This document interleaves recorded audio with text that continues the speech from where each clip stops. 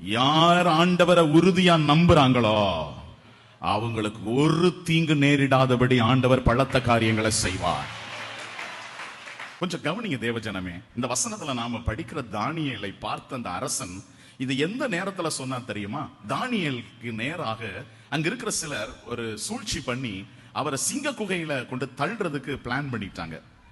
தானியேலை தூக்கி பூனை குட்டிகள் மத்தியில போடல, தானியேலை தூக்கி முயல் குட்டிகள் மத்தியில போடல, தானியேலை தூக்கி அந்த நாட்டுல மனுஷங்களை சாப்பிடுறதுக்காகவே கொஞ்சம் சிங்கங்களை வளர்த்து வச்சிருந்தாங்க. ரொம்ப பெரிய குற்றவாளிகளுக்கு அது ஒரு தண்டனையா கொடுத்துக்கிட்டு இருந்தாங்க. அவங்களை தூக்கி சிங்கங்கள் மத்தியில போட்டுருவாங்க, அது மனுஷங்களை திங்கும். அப்படிப்பட்ட சிங்கங்களை கொஞ்ச நாட்களா பசியா போட்டு ஒரு மாசமா பசியா போட்டுட்டு அந்த சிங்கத்துக்கு இரையாக தானியேலை தூக்கி போட்டாங்க.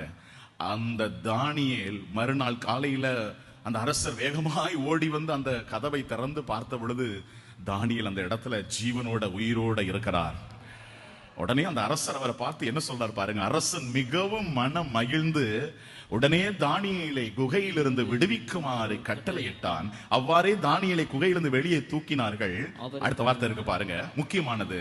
அவருக்கு யாதொரு தீங்கும் நேரிடவில்லை, ஏனென்றால் தானியேல் கடவுளை உறுதியாய் அவர் நம்பினார்.